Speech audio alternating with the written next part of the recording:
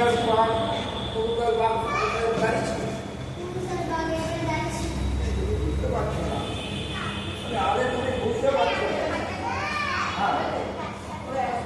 আমি বুঝতে পারছি না আমাকে করে দেয়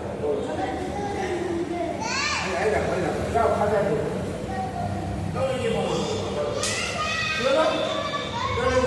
আমার আটকে দিলে কেন যে তোমার বাঁচালো তাকে তুমি ভালো বলছো এটাই তোমার উদ্দেশ্য বলতে পারবো না পিতা ওর দিকে যাচ্ছিলে ওর দিকে চলে গেল